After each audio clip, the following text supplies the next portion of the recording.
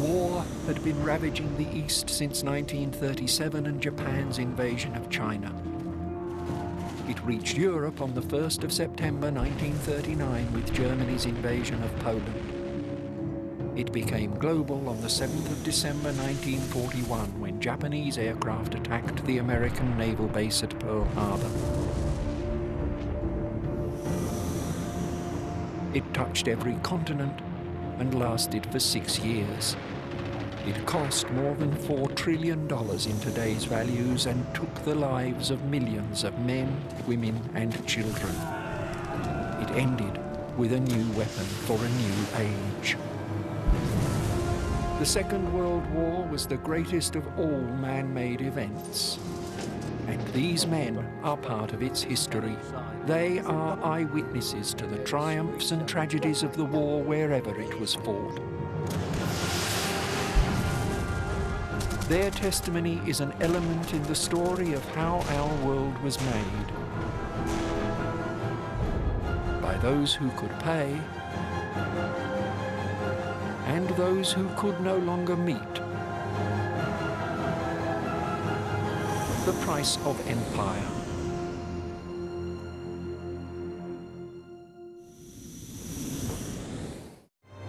The Second World War ended more than 70 years ago, but wars never end. For those who fought or suffered, the memories are indestructible. Мальчишка, 16 лет, представляете? And there's a voice in my ear saying, help, help me. 5,000 ships gathering together. It was a sight to see. They were virtually killed in the crash, and that left 3 of us. We fought, but now nobody thinks we fought, because we came back. そんなもんでね、私は生きて領収の恥を受けて帰ってきたんですけど。Как судьба человека непредсказуема. To understand something so profound, we must start before the beginning, with what Winston Churchill called the gathering storm.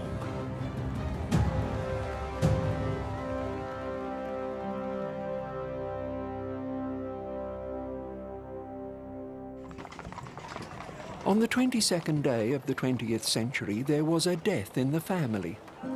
It was a large family, prone to squabbles and jealousy, but across Europe, its tangle of marriages and alliances held sway over vast empires, creating, if not the reality, then the comforting illusion of stability, continuity and authority. And these were the reassuring qualities on display as crowned heads, grand dukes, heirs apparent and presumptive, followed the coffin of Queen Victoria. Victoria's successor, Edward VII, gave his name to the Edwardian era, a time of mounting international tension and social unrest. When he died in 1910, the same grand mourners marched again. Amongst them were 3 cousins, a German Kaiser whose cousins called him Willie, a British king who was also an emperor, they called him Georgie, and he bore an uncanny resemblance to the Russian Tsar they called Nicky. Within 4 years of the funeral, these cousins would be at each other's throats, and a world that had been hundreds of years in the making would be swept away.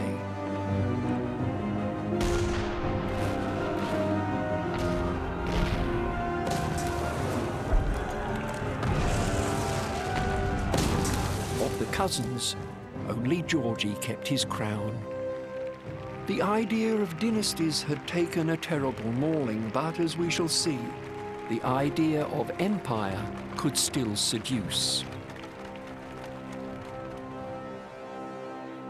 When the First World War's 4 years of destruction finally ended, a world awoke determined to prove that the sacrifices had been for some purpose. Divisive social issues were settled, if not because of the war, then it seemed almost in compensation for it. Ireland was granted limited home rule, women received the vote, the autocratic Tsar was overthrown by a communist revolution, the militaristic German government was replaced by a liberal democracy. Pioneer aviators drew the continents together. It seemed as though the peace for which so many had died was here to stay. People let their hair down, celebrated the Jazz Age and danced the Charleston. Life, it seemed, was returning to normal in cities like the Berlin of Cabaret and the Paris of Mistinguett.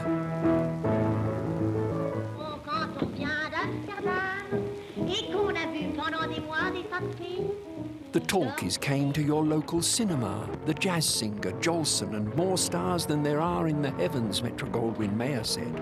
And with radio, entertainment invaded the home, putting the habit of family sing-songs very much on notice.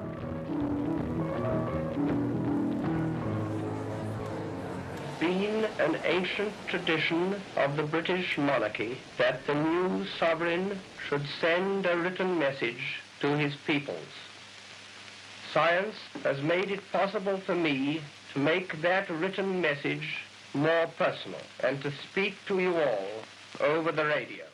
Radio changed culture. Radio gave birth to soap opera, the news broadcast, the panel game. Great qualities have been appreciated and valued. But the First World War, like a neglected wound, was festering and would undercut all of this. The cost of the war and the terms of its armistice were corrosive. The two great wars of the 20th century that occurred so soon after Victoria's death are linked. In the view of some historians, they are one conflict, interrupted by a peace that proved to be unsustainable. Those who see the two wars as separate fights nonetheless agree that the second finds its origins in the first, and most particularly in the aftermath of the first, in what the losers did and how the winners behaved.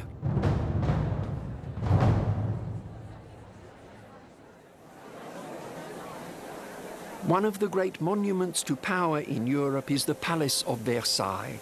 Vast, ostentatious, indulgent, and not celebrating the glory of God or any higher purpose. It was built because a man ordered it to be built.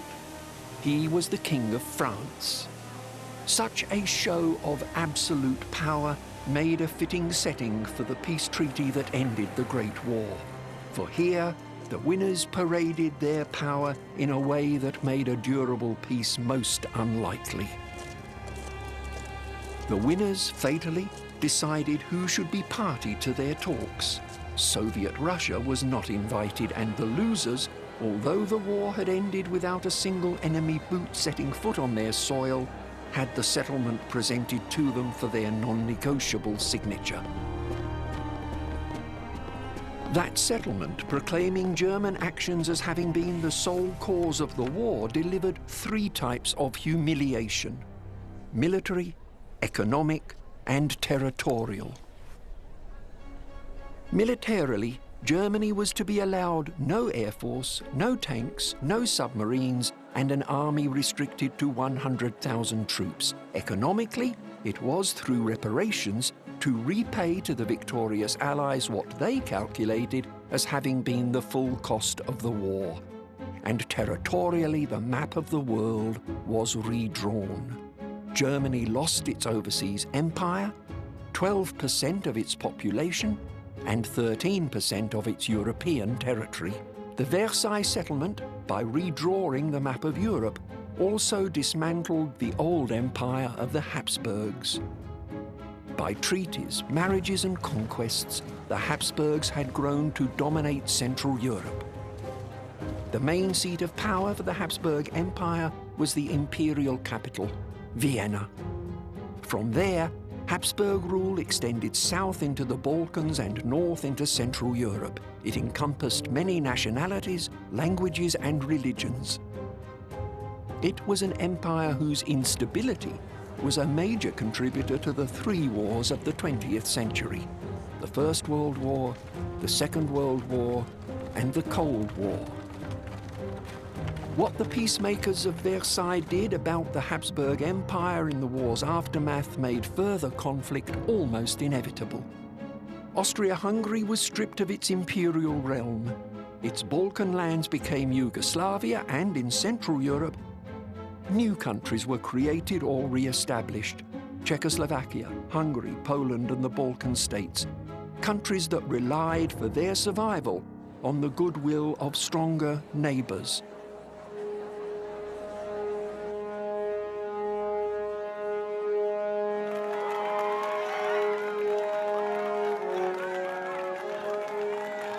Who proved to be unreliable. Germany objected to German-speaking minorities being placed behind new frontiers without consultation, and Russia to the non-return of formerly Russian territory ceded to Imperial Germany in the treaty that released Russia from the First World War.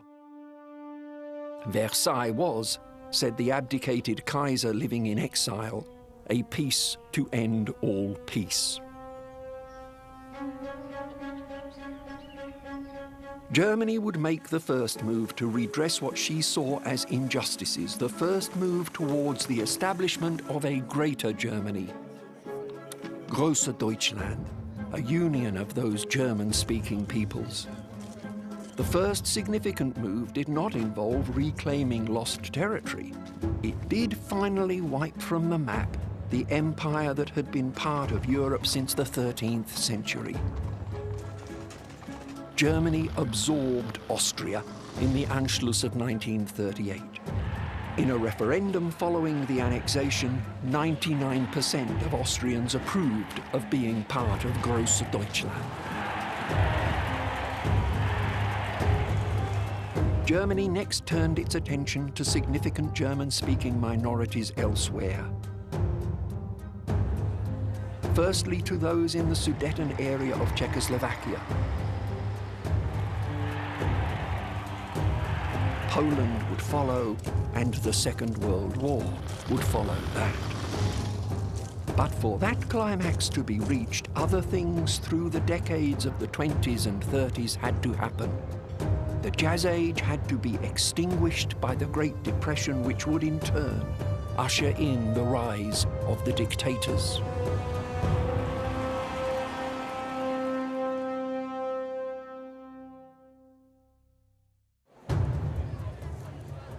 At Versailles, it had been the American President Woodrow Wilson who had set the agenda, or tried to. He had some success, but ironically, he failed to influence American policy. When Wilson returned home, he found a hostile Congress refusing to ratify the treaty he had labored to conclude, and equally unprepared to endorse American membership of the fledgling League of Nations. The United States of America returned to a policy of isolationism. But political isolation did not mean a limitation on American power. On a cultural and economic level, nothing could stop the spread of America's influence. People wanted American cars, watched American movies, and danced to American music. It was a new type of empire, an empire that found a way to wield influence everywhere without the burden of having to acquire and manage territory. The wealth of America had been the banker for the Allies, and Britain and France ended the First World War hugely in American debt. The war increased Britain's national debt tenfold and forced her to liquidate many of her overseas investments to pay the bills. The Allies, and particularly France, were determined that they would be repaid by Germany in the form of reparations. But Germany was an economic basket case. In 1914, 20 Reichsmarks had been worth £1 sterling. In 1922, it was 35,000, and then, and only then, did hyperinflation set in. In 1923, a pound was worth 16 trillion marks.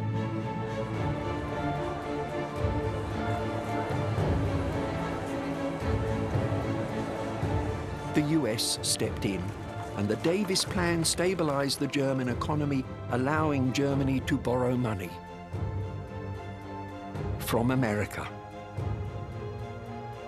So the USA loaned money to Germany, which paid compensation to Britain and France, which used the money to repay its debts to the USA.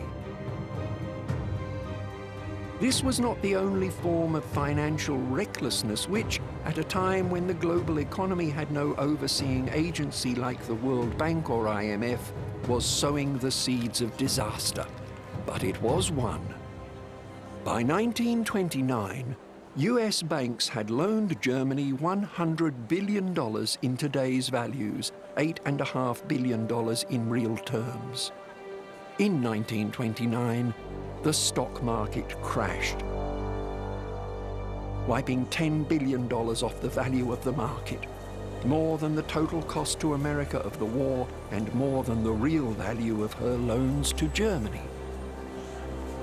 So, Wall Street brought the curtain crashing down on the 20s, ushering in what the poet W.A. Jordan called a low, dishonest decade. A decade scarred by the Great Depression, a harsh time for working and middle-class people everywhere. Everywhere, including Germany, which reacted at the ballot box. A new populist party of the right that had secured 2.5% of the vote previously found its share jumping to 18.3% in 1930. The National Socialists were suddenly a serious political force, and Adolf Hitler was a figure on the national scene.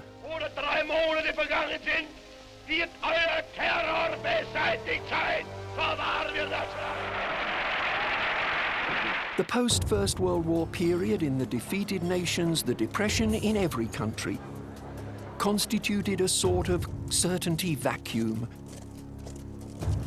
And dictators, with their oratory, their clear-cut solutions, their strength and their theatrical costumes, rose to fill that vacuum. Hitler in Germany, Mussolini in Italy, Salazar in Portugal, Franco in Spain, Stalin in Soviet Russia. Mussolini had taken power in Italy in 1922. Like other dictators, he cashed in on resentment over the war that ended in 1918. 600,000 Italians had been killed fighting with the Allies, but Italy had been effectively excluded from the peace process and compensated with very little for her support of the Allied cause.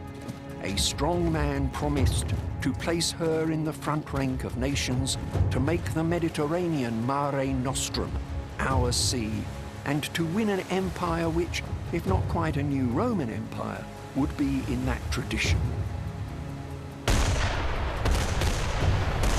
Italy would move first into Libya, and then in 1935 into Abyssinia, modern Ethiopia, an impoverished nation whose leader styled himself emperor. When the emperor, Haile Selassie, made a dignified and fruitless appeal for assistance to the League of Nations, he eloquently exposed the League's impotence. So in an unprecedented scene, Haile Selassie stands in dignified silence, waiting for the uproar created by Italian journalists to cease. Though Mussolini posed as a strong leader and dreamed an imperial dream, Italy was far from being a first-rank power. Time would reveal the defects in his grand ambition. The spectre that encouraged people of influence and wealth to support Mussolini was the same as the one that enabled the rise of Salazar in Portugal in 1932 and Franco in Spain in 1936. The fear of international communism. And it was also fundamental to the support that Adolf Hitler received in Germany.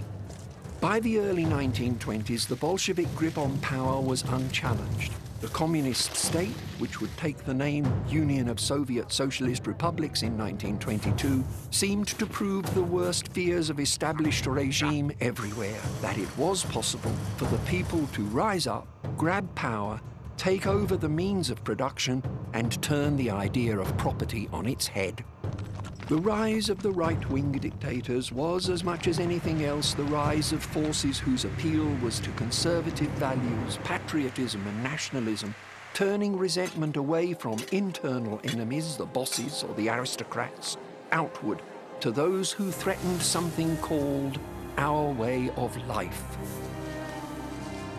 The left-wing dictatorship of the Soviet Union may have been the philosophical opposite of Nazism, but the two regimes shared important common qualities. Each was absolutist, inflexible, sure of itself, the one based on class, the other on race.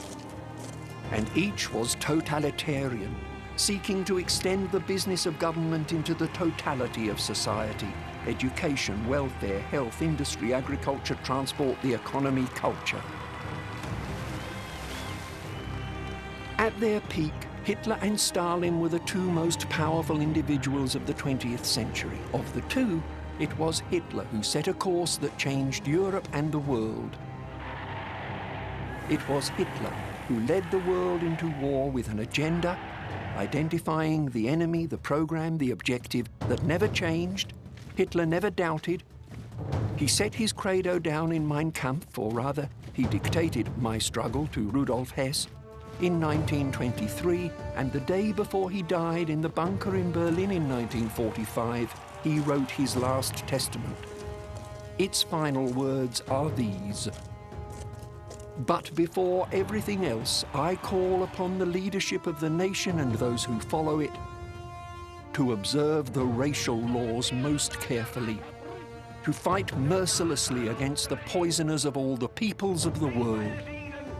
International Judaism." Sie können uns meinetwegen töten, kapitulieren werden wir nicht. Again and again, as we tell the story of the Second World War, we will find that Hitler's decision-making, his policy formulation, was determined by his racial theories. It leads one almost to conclude that Hitler lost the war because he was a Nazi. Before tracing Hitler's rise to the point where war, in which he believed, was inevitable, we must turn to the other side of the world, where an empire equally compromised by racist convictions is already at war. An empire whose ambitions will not make common cause with Adolf Hitler, but which will assault a common enemy, creating a war on every continent. Japanese troops are steadily advancing into Manchuria and occupying towns and villages.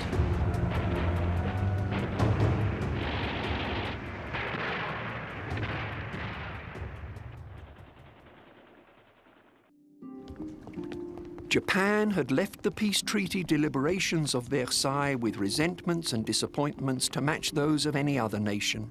But it also left with territory, the German concessions in Shandong in China, and some of the Pacific drops in the ocean that had been part of the German Empire, which was to be significant in the conflict that lay ahead.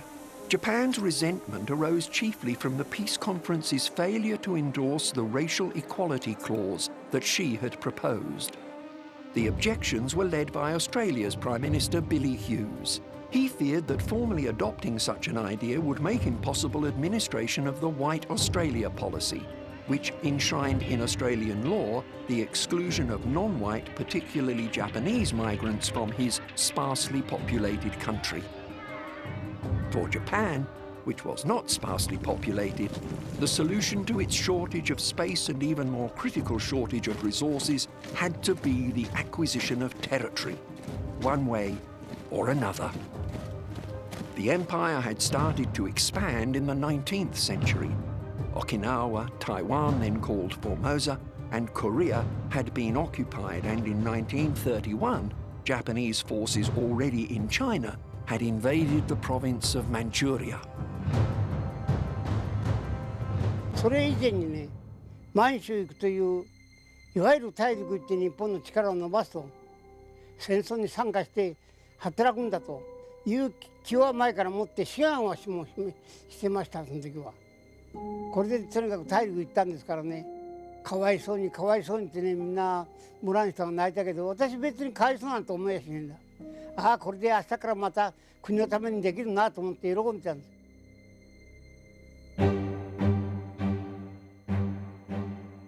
When the League of Nations adopted a report condemning Japan's invasion, the Japanese were defiant. Japan finds it impossible to accept the report adopted by the Assembly. Japan walked out of the League and in 1937 would expand its ambitions into a full-scale invasion of China. That conflict would, with Japan's further enlargement of its military action into East Asia and its attack on Pearl Harbor, become part of the Second World War.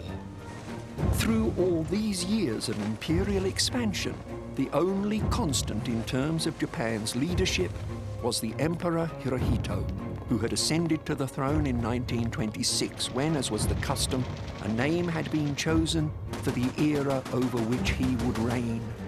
It was to be called the Showa, the era of illustrious peace. Hirohito's role has been the subject of controversy and argument since the war ended. Was he a revered figurehead, happier with his interest in marine biology? Or an influential voice in the decision-making comparable to Stalin in the Soviet Union, Roosevelt in the USA, Churchill in the United Kingdom, or Hitler in the Third Reich? To follow the destiny of his empire, we must turn to the rise of Adolf Hitler. It is there that we will find the spark which ignited the World War. In 1919, Hitler, who had served bravely in the First War, was appointed a Bildungsoffizier. He gave lectures on political and social matters and, as the historian Ian Kershaw says, found something he was good at. He could speak.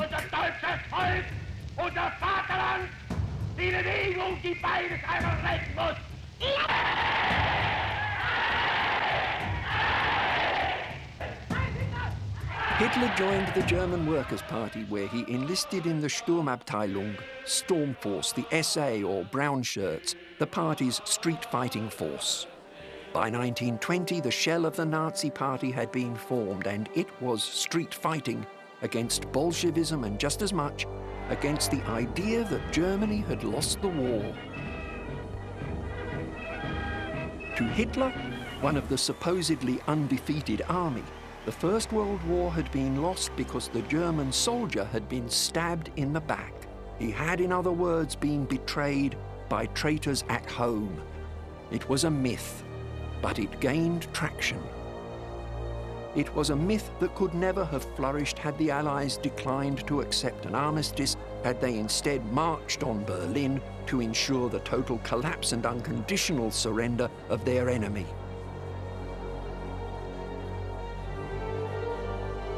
The Allies would not repeat the mistake. In 1945, unconditional surrender would be the only terms on offer to the Axis powers. But that is far in the future. On January the 25th, 1923, at the first Nazi Party Day in Munich, Hitler, in a speech, said that the betrayers of the German fatherland must be done away with.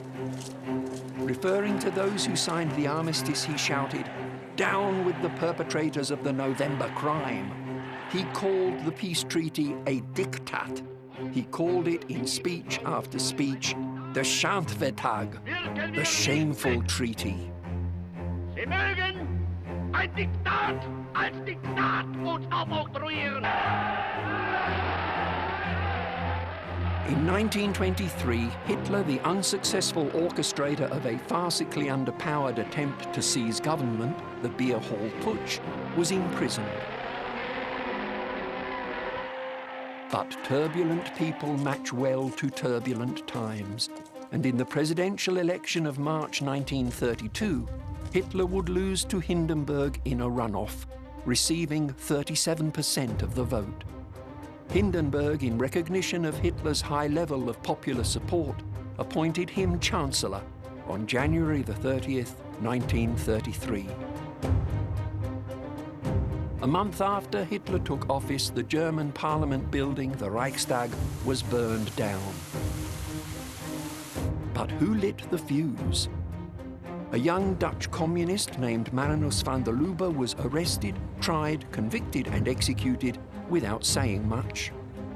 Suspicion has ever since implicated Hitler in a plot to spook the people into believing that a communist revolution was at hand.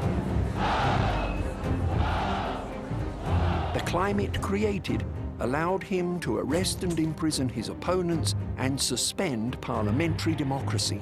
Throughout the year, he methodically created a one-party state which he ruled by decree. In November, he put his reforms to a referendum, and 92% of the voters approved. Many of those who disapproved moved to the Saar, the only part of Germany that, under the terms of the peace treaty, was still under foreign occupation.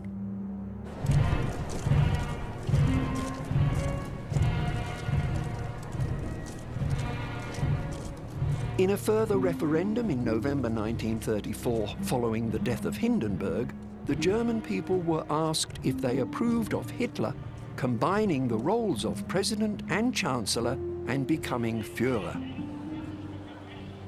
89.93% did. He was their Führer, the undisputed and undisputable leader of a one-party state, and he had not in any way acted unconstitutionally. What happened next is a lesson in propaganda, fear politics, and national sentiment. Umbrellas kept off the snow. Nothing could damp the ardor of the German front. On January the 13th, 1935, a plebiscite was held to determine the future of the French-occupied Saar region. As part of the Versailles settlement, the region had been occupied and administered by the French. Now, after 15 years, and as had been planned from the start, the people were to be asked to vote on their territorial status.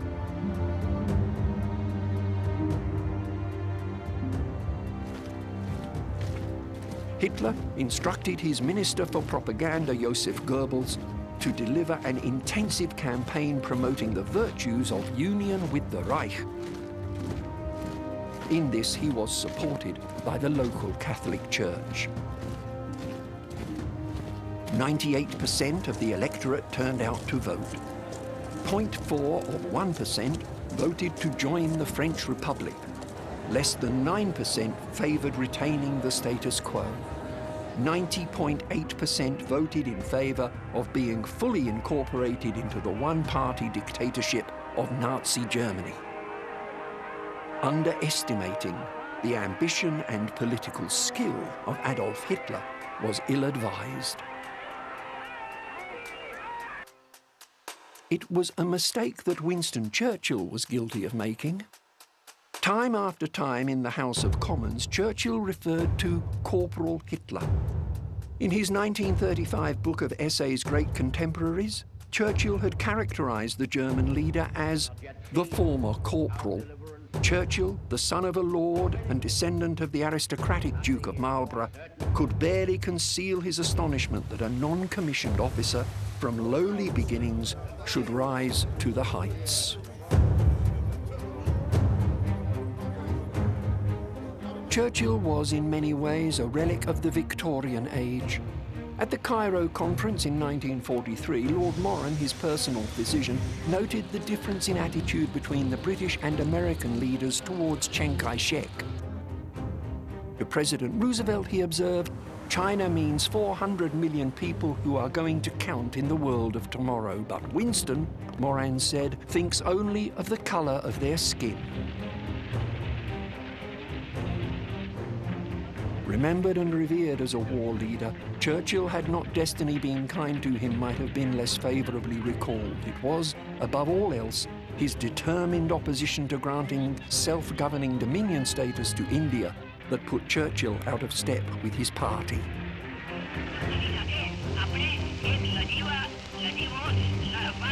It is, Churchill said, alarming and also nauseating to see Mr. Gandhi striding half-naked up the steps of the Viceregal Palace to parley on equal terms with the representative of the King Emperor. Ladies and gentlemen, are you following the Indian situation with the attention it demands? Things are going from bad to worse. Great mismanagement and weakness are causing unrest and disturbance to 300 million primitive people whose well-being is in our care. In some ways, the difference between Hitler and Churchill was wafer thin. But it was everything.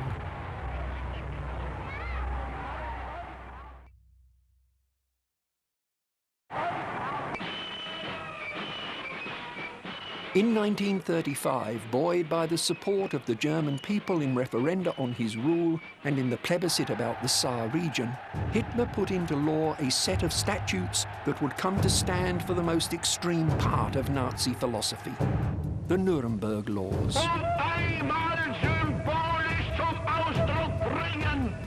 Sondern dass wir sind Angehörige eines Volkes. According to the Reich Statistical Office, in 1933, Jews represented 3/4% of the German population. But this tiny proportion supplied 17% of the country's lawyers and 11% of its doctors. The Nuremberg laws disenfranchising these Jews were passed on September the 15th, 1935, and a whole series of supplementary decrees became bogged down in the minutiae of how many Jewish grandparents does it take to make a person a Jew. The bizarre surrealism of Nazi racial policy is illustrated by the official attitude to Kristallnacht, the night of the 9th, 10th of November 1938, when gangs rampaged through city streets, smashing Jews and Jewish shopfronts. Reinhard Heydrich, chief of the security service, urgently telegrammed state police districts with instructions that included: synagogues are to be burned down only when there is no danger of fire in neighboring buildings. In the aftermath of the rampage, the decree for the restitution of the street scene made the Jews liable for the damage done to their property and fined the Jewish community 1 billion Reichsmarks. The growing problem of Jewish refugees from persecution was faced by 32 countries at the Evian conference that same year. The conference had been the initiative of American President Franklin Roosevelt, and its delegates met, in their own words, to consider involuntary migration from Germany. And they turned their faces away.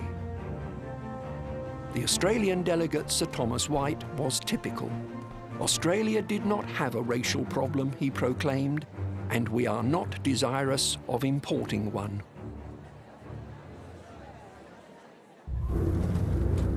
The Second World War touched every continent. Its statistics can only be informed guesses. Not less than 50 and perhaps 80 million killed. At least 500 million lives, more than 1 in 5 of the world's then population, directly affected. Several things make the conflict unique. As remarkable as any statistic is the fact that between 1939 and 1945, more civilians died as a result of the war than people in uniform. They were victims of starvation or enemy action such as bombing, and in the middle of the 20th century, not the Dark Ages, not the time of the barbarians, but the 20th century, in our time, about 14 million of them were murdered. They were shot, gassed, deliberately starved, the victims of murderers acting in official capacities, carrying out government policies. The Einsatzgruppen were action groups assembled from German army and police ranks to carry out such non-judicial killing in occupied territories.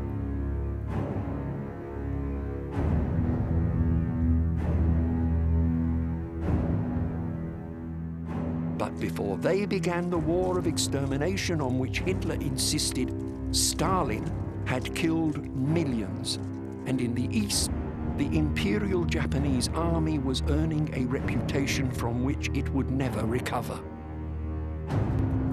The year before the Evian Conference, on July the 5th, 1937, a formal agreement to cooperate against the Japanese had been signed by the two rivals who were fighting for mastery in China, the nationalist government under Chiang Kai-shek and the Chinese Communist Party under Mao Zedong. 2 days later, the Japanese launched the full-scale invasion that initiated what is still known in China as the War of Resistance against Japan. The nationalists were forced to retreat on the city of Chongqing in southwestern Sichuan, abandoning their capital, Nanjing, also known as Nanking.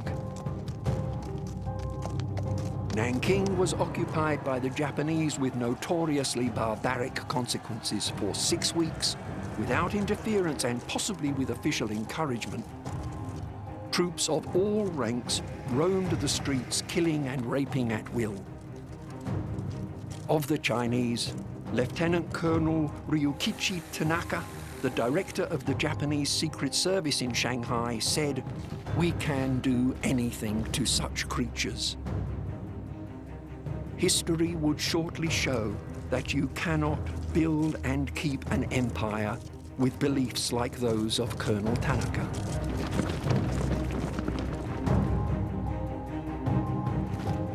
Apologists for Japan's cruel excesses cite its unique and ancient warrior code. But Bushido means fighting spirit, not what has come to be known as the Rape of Nanking. As war burned across China, statesmen in Europe were battling with words and compromises and small pieces of paper to keep the peace. It was called appeasement.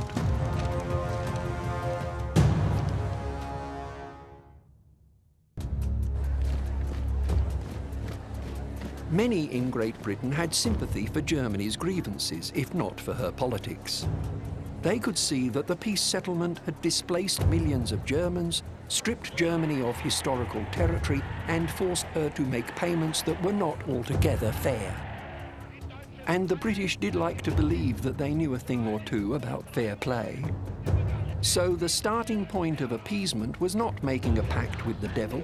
It was attempting to come to terms with a regime whose demands did not seem to be unreasonable. New hopes inspired by the courageous genius of one man, the Prime Minister.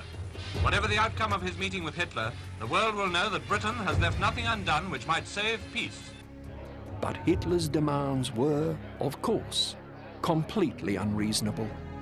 For all of his life and in his every utterance and writing, Adolf Hitler's guiding principle was that Germany had an historic right, a destiny in fact, to go east. Lebensraum, living space, was much more than a land grab based on a need for additional territory. It was an imperial ambition for a great German empire dominating continental Europe, and it was nothing new. The September program of 1914 had spelled out the same vision. The inconvenience of the fact that the lands to the east were already populated would be dealt with. The people were, after all, subhuman, Untermensch, and could have no place in the German Reich. They would have to be relocated to Asian USSR, to Siberia, or they would have to die. The Japanese had a similar plan, and though the two wars of East and West and the regime of Hitler and of Japan seem so different, the parallels compelling them both towards violent destruction are startling. Lebensraum in Japan meant the acquisition and occupation of Chinese territory, and the scheme there was known as the settlement of 1 million households, Japanese households, to be settled in China. The Japanese had not planned for what would happen to the Chinese displaced by their scheme, but the Nazis had made a plan. There was an official hunger plan to calculate how long it would take the local populations to die before Germans could be fed from and settled in the conquered lands. According to the plan, 30 million people were expected to die. Appeasing such a regime was never likely to produce a lasting peace. But the tragically whimsical figure of Prime Minister Neville Chamberlain, umbrella, Homburg hat, wing collar, had a gentleman's faith in the word of a gentleman. As Hitler tore up every restriction in the peace treaty, arming at will, building the air force he was forbidden and the submarines he was not allowed, as he entered and militarized the Rhineland and rattled sabres in the direction of the Sudeten Germans in Czechoslovakia, the British Prime Minister invented shuttle diplomacy. At a time when travel was far from comfortable, between the middle and end of September, he flew 3 times to what were, in their way, the world's first summit conferences. When I come back, I hope I may be able to say, as Hotspur says in Henry IV, out of this nettled danger, we pluck this flower safety.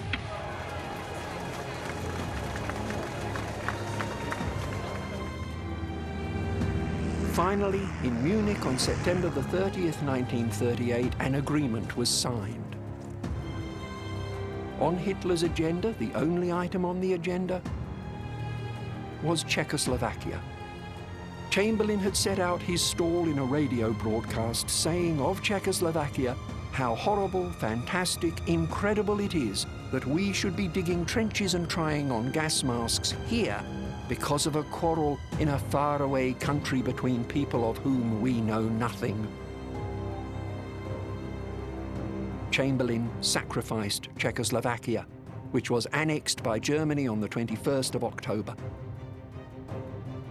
Believing Hitler's assurances that Germany had no other territorial ambitions, Chamberlain famously told the British people, "I believe it is peace for our time."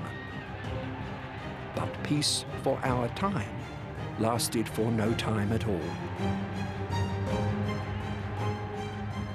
Hitler's vision of a vast continental empire stretching to the gates of Moscow could not be contained, and neither, half a world away, could the territorial ambitions of Imperial Japan. Soon, the old world empires, Britain and France and the Netherlands, would be tested, and the pursuit or preservation of empire would plunge the world into war.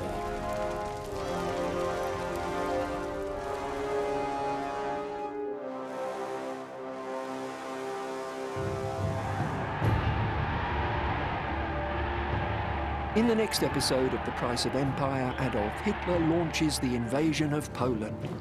But this time, against his expectations, the Western powers of France and Britain stand by their treaty obligations and war is declared. But for months, as an American politician observes, it is a phony war.